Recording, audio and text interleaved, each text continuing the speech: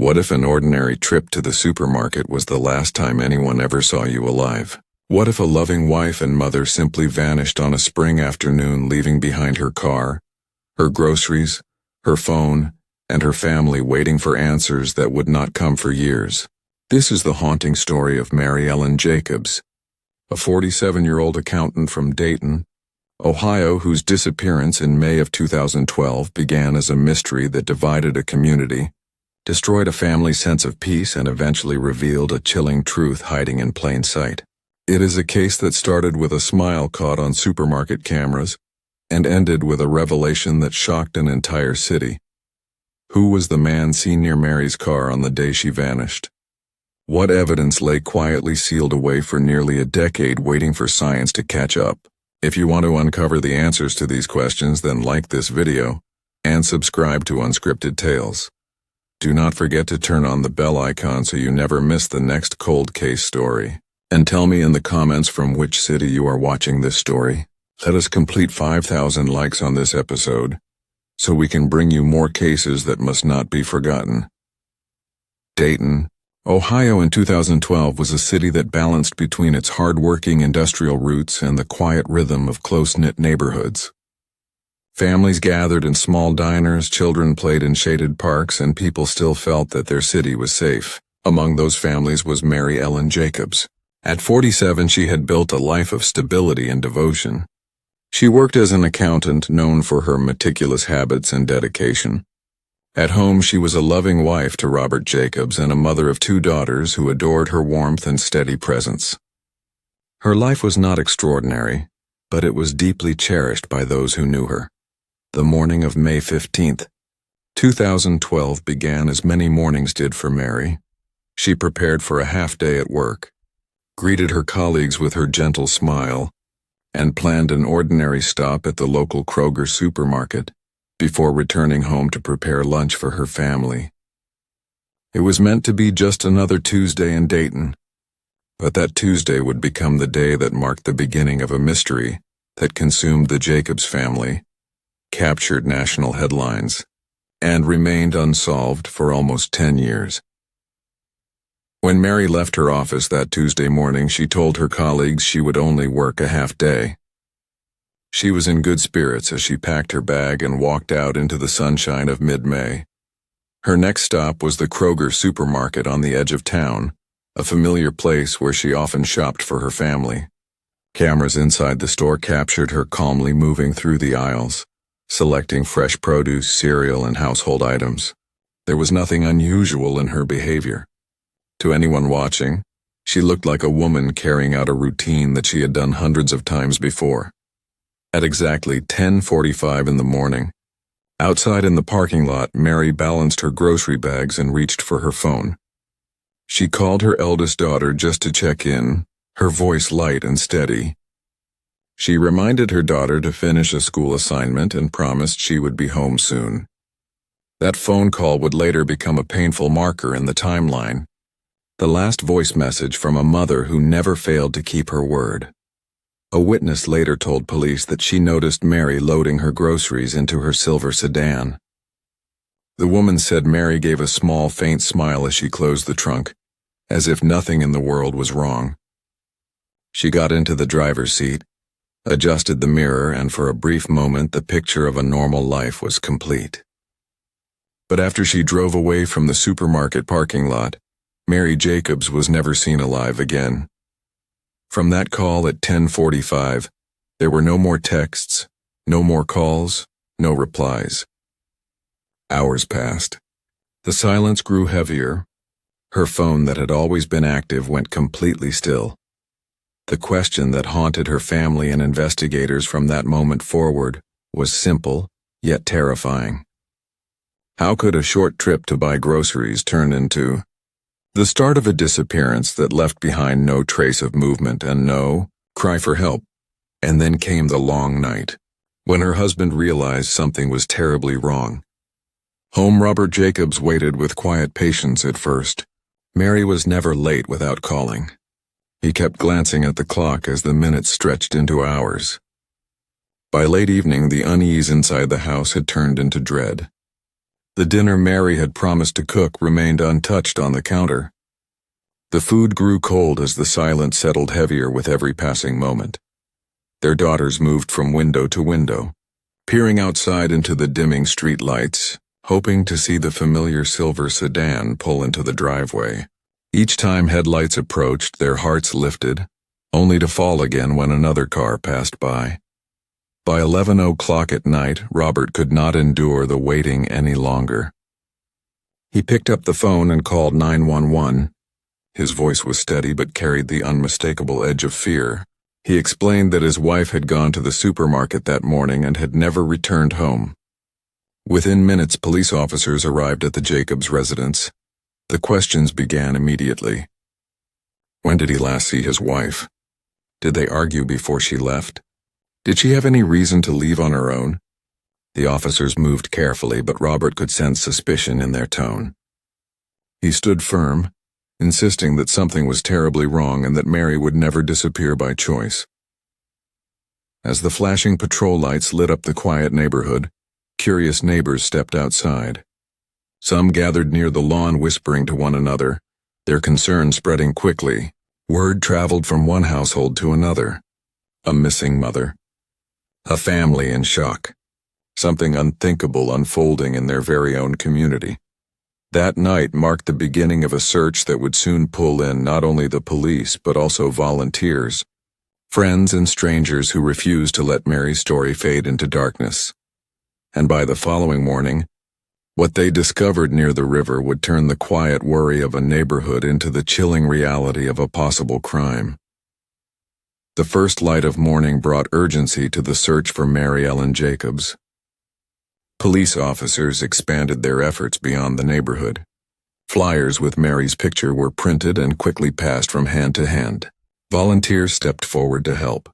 K-9 units were deployed, their handlers leading them through fields and wooded trails. Even the Great Miami River, which cut through the heart of Dayton, was scanned by search boats moving slowly across the water. Then, only hours into the search, came the discovery that sent a chill through everyone involved. Parked near the banks of the river sat Mary's silver sedan. The car appeared untouched, as if it had been left there quietly during the night. Officers approached with care, documenting every angle. When they opened the door, the scene inside deepened the mystery. Her purse was resting on the passenger seat. Her phone was there as well. Even her keys were still in the ignition. To investigators, these details raised alarming questions.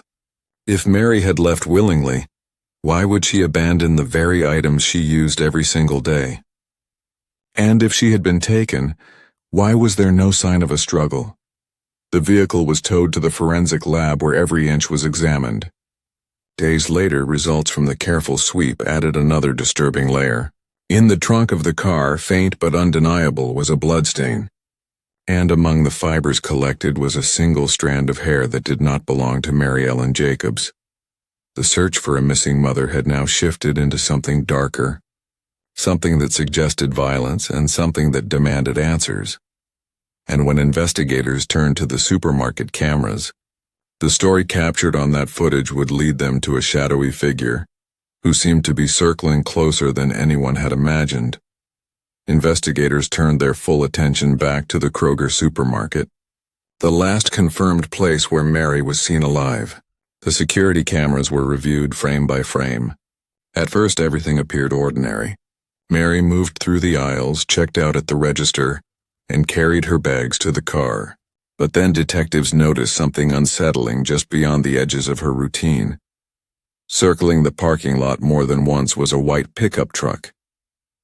The vehicle did not park. It did not drop off or pick up passengers. It simply looped the lot slowly as if waiting for something or someone. That detail alone struck detectives as suspicious. When police began speaking to people who were at the store that morning, one woman named Carol stepped forward. She remembered seeing Mary near her car after leaving the store. Carol said that Mary had briefly spoken to a man she did not recognize. He was middle-aged, had gray hair, and wore a green jacket. The exchange was short, and Mary did not seem alarmed, but the image stuck in Carol's mind when she later learned Mary had vanished. The description was passed around, but without a name or clear image, the lead remained frustratingly thin. The man could have been a stranger. He could have been a passing customer. Or he could have been something far more dangerous. As news spread that Mary's car had been found near the river, and that an unknown man might have been the last to see her, whispers began racing through Dayton. Was Mary the victim of an abduction, or had she left by choice?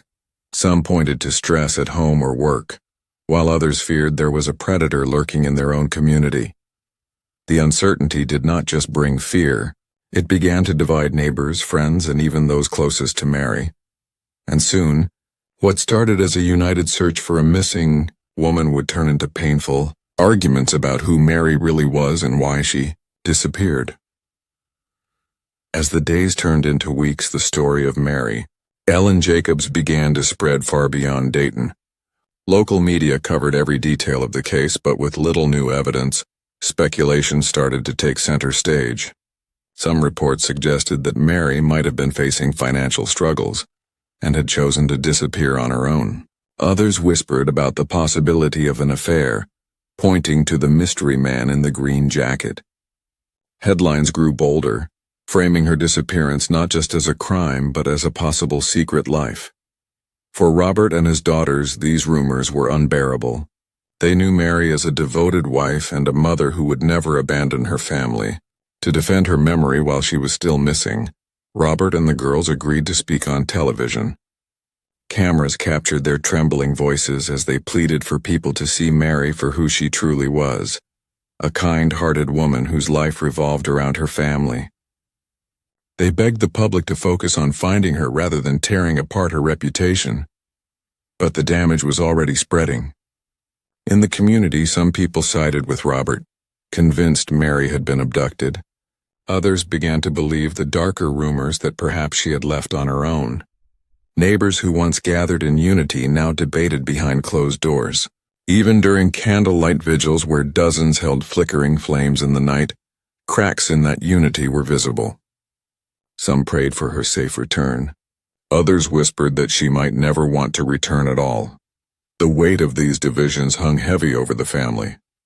They were not only fighting to find Mary, they were fighting against the erosion of her name. And in the middle of that battle, the police pressed on, determined to search wider and deeper for answers. What those searches uncovered would raise even more troubling questions and pull investigators into a maze of dead ends. The search for Mary grew larger with every passing day. Police widened their perimeter beyond the quiet neighborhoods and into abandoned warehouses on the outskirts of Dayton. Search teams combed through the empty shells of old factories, their flashlights cutting across rusted beams and broken windows. The Great Miami River, already haunting because her car was found nearby, became a central focus. Boats moved slowly through the current, and divers braved the cold waters, but nothing surfaced.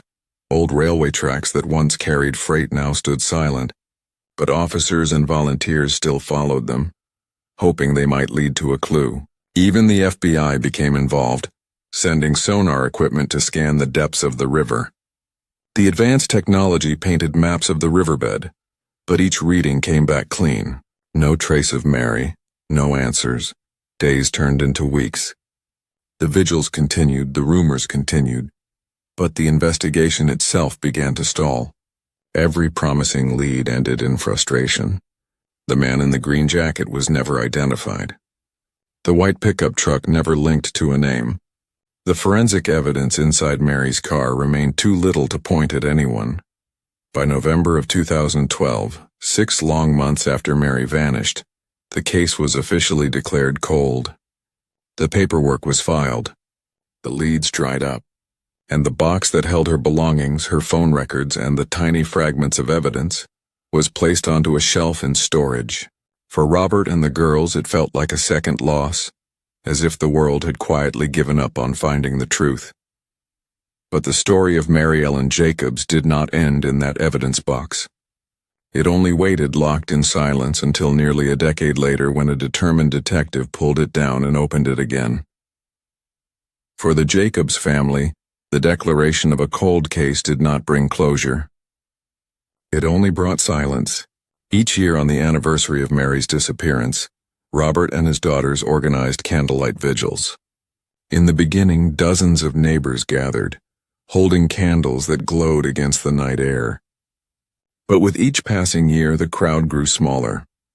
People moved on with their lives. The whispers about Mary's disappearance still lingered, but the urgency to find her faded from the wider community. Robert, once vocal and determined, became quieter as the years slipped away. He carried his grief inward, speaking less about the case and burying himself in routine. His silence was not out of indifference but from the exhaustion of waiting for answers that never came. His eldest daughter, Emily, however, refused to let the memory of her mother fade. She grew into a young woman who carried her mother's picture everywhere, speaking to journalists, pressing investigators, and keeping her mother's name alive in whatever way she could. The family's house, once filled with laughter, became marked by the heavy shadow of uncertainty. Neighbors who once visited with casseroles and comfort stopped coming. The media stopped calling. And while the city of Dayton moved forward, the Jacobs family remained frozen in the moment Mary vanished. For almost 10 years, the case sat untouched on a shelf in the evidence room, waiting for someone to see what had been missed. And it was only when new eyes looked at that dusty box that the silence surrounding Mary's disappearance began to break, because one detective refused to let the past remain buried.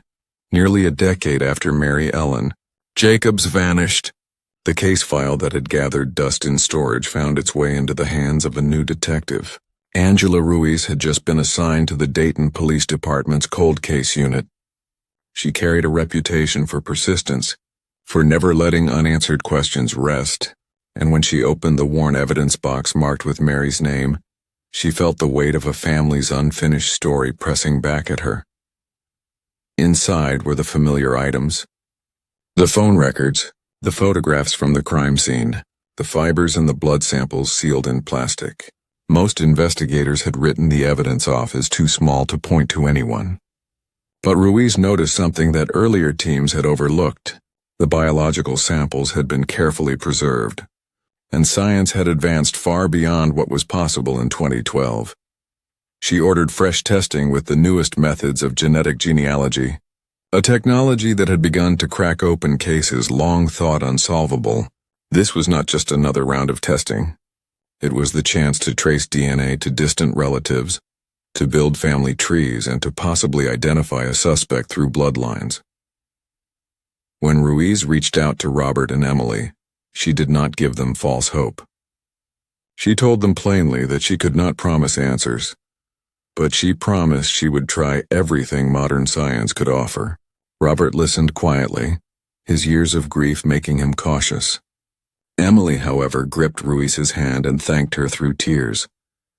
For the first time in years, someone was treating Mary's disappearance not as a closed file, but as an unfinished fight for justice.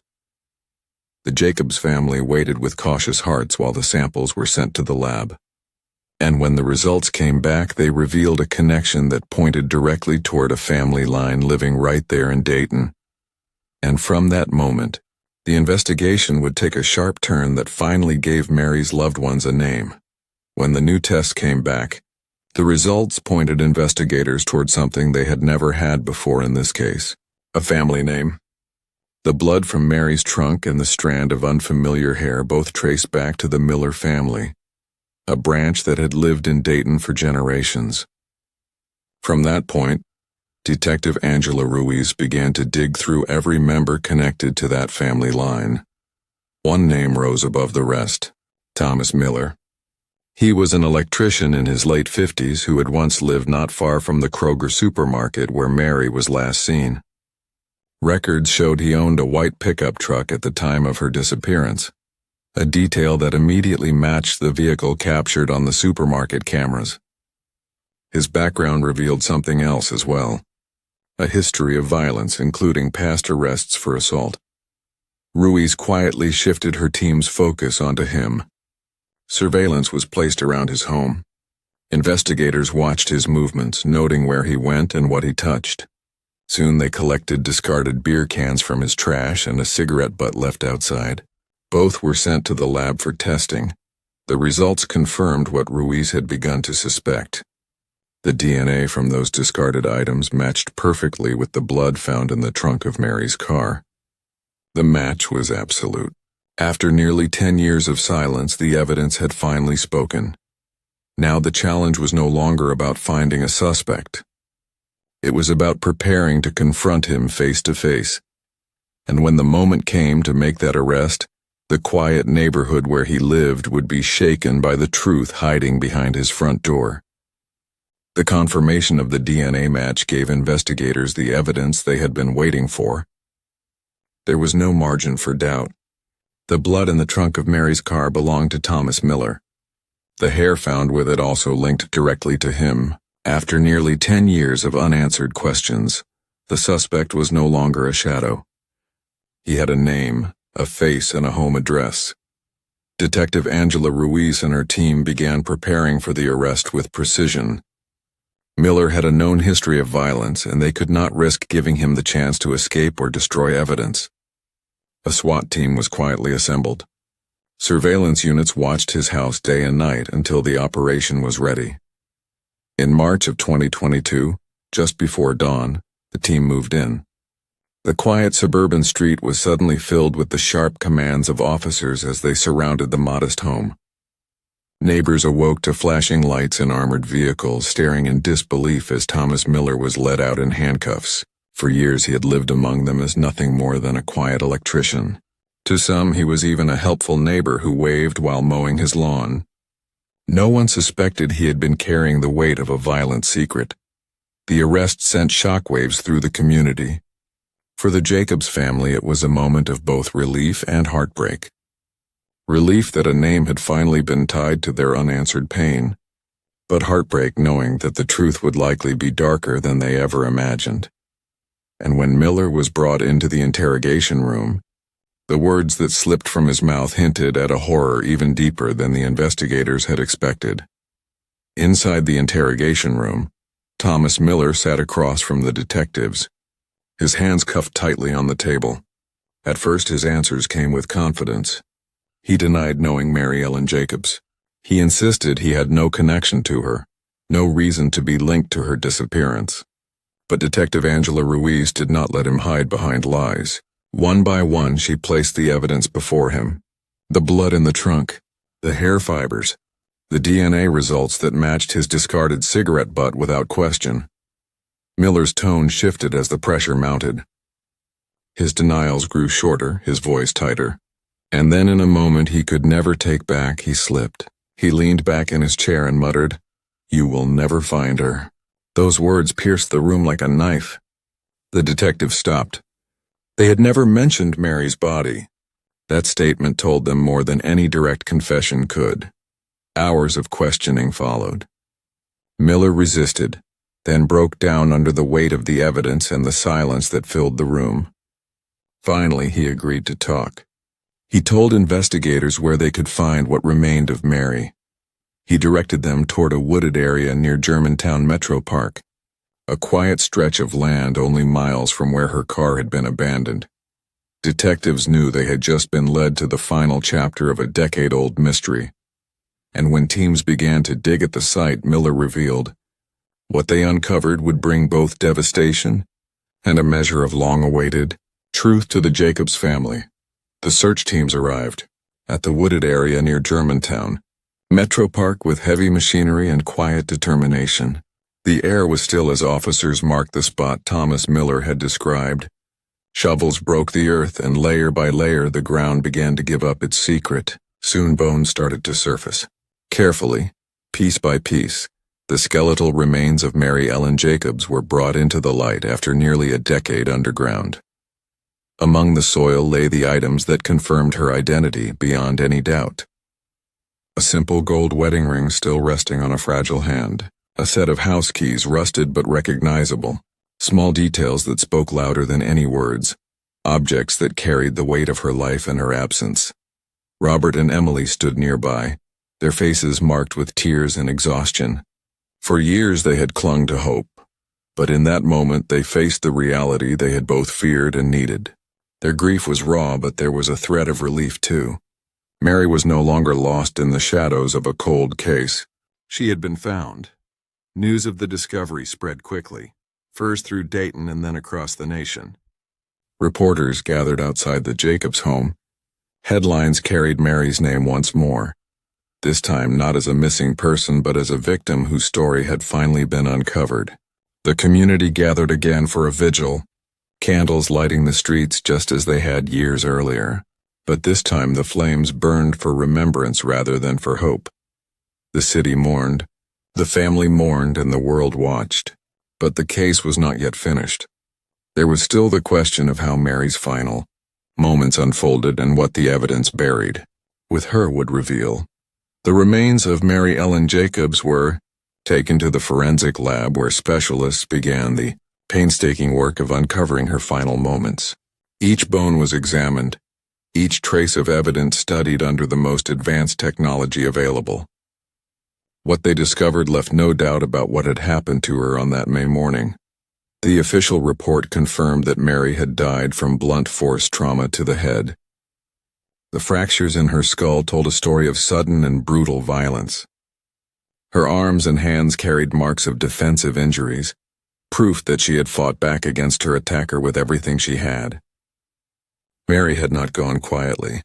She had resisted until the very end, but it was the smallest detail that sealed the case beyond question. Under her fingernails, preserved even after years in the ground, forensic scientists found traces of DNA. The profile matched perfectly with Thomas Miller. In her last desperate struggle, Mary had left behind the evidence that would one day identify her killer. The findings confirmed what her family had always believed. Mary had not chosen to leave. She had been taken. She had fought for her life, and the truth of her courage would stand in stark contrast to the rumors that had haunted her memory for so many years. With the forensic report in hand, prosecutors now had the final piece needed to build their case.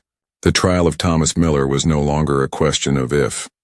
It was a question of when. And when the courtroom doors finally opened, the world would hear the full story laid bare before a jury. In September of 2022, the long-awaited trial of Thomas Miller began. The courtroom was filled with quiet tension as family, friends, reporters, and curious members of the public packed the benches. At the center sat Robert and Emily, determined to see justice delivered for the woman they had loved and lost. The prosecution opened with a clear and unshakable timeline. They walked the jury through Mary's last known steps on May 15, 2012. They presented the security footage from Kroger, the discovery of her abandoned car, and the forensic evidence that tied everything together. The blood in the trunk, the strand of hair, the DNA that matched Miller beyond any doubt. They replayed his interrogation, highlighting the chilling slip of words when he muttered that they would never find her. Piece by piece, the case against him grew heavier until it felt undeniable. The defense fought back hard, insisting that the evidence was circumstantial. They argued that no one had seen Miller with Mary on the day she vanished. They tried to raise doubt by suggesting possible contamination of the DNA samples after so many years in storage. But every argument seemed to crumble under the weight of the science and the consistency of the story the evidence told. After weeks of testimony, the jury returned with their decision. Thomas Miller was found guilty of first-degree murder, guilty of kidnapping, and guilty of unlawful disposal of a body. The sentence was life in prison without the possibility of parole. The man who had hidden in plain sight for so long would never walk free again. For the Jacobs family, the verdict was both a victory and a wound. Justice had been served, but nothing could erase the years of pain or bring Mary back to them. And as the community absorbed the outcome, many were left reflecting on how a case that began with whispers and doubt had ended in a courtroom with the truth laid bare. The trial may have ended, but the echoes of the case carried far beyond the walls of the courtroom. For the community of Dayton, The revelation that Mary Ellen Jacobs had been killed by a man who lived quietly among them was almost too much to comprehend. A neighbor? An electrician they had passed on the street? Someone who blended into the rhythm of daily life? The shock lingered long after his sentence was handed down. News of the case traveled across the nation and even beyond. Headlines described it as a triumph of forensic genealogy, a tool of modern science that had given a voice to evidence once considered too weak to solve anything. It became a symbol of how determination, combined with technology, could finally bring justice to families who had been left waiting in silence. Mary was laid to rest at Woodland Cemetery in Dayton. Her family gathered by her grave, surrounded by friends and supporters who had stood by them through years of pain. The air was filled with grief, but also with a quiet sense of closure. They no longer had to wonder where she was or what had happened. They could finally say goodbye. Robert found comfort in knowing that the truth had been uncovered. Emily, who had carried her mother's memory like a torch for nearly a decade, turned her grief into action. She began to speak publicly, urging law enforcement not to give up on other cold cases, reminding the world that every file on a shelf represented a life, a family, and a story still unfinished. Detective Angela Ruiz was praised for her relentless dedication. Her decision to reopen the evidence box and pursue new testing had broken open a mystery many believed would remain unsolved forever. To the Jacobs family, she was more than a detective. She was the reason the silence had finally been broken. Mary's story ended in tragedy, but it also ended with truth. A truth that came late but came nonetheless. And for the Jacobs family, and for the city of Dayton, that truth mattered. If you are still watching this story, it means it touched you. This story deserves your like and your subscribe. Do not forget to turn on the bell icon so you never miss another story. And please help me reach 5,000 likes on this story. That is the target my mother set for you, and your support is completely free. Tell me in the comments, from which city are you watching this cold case story?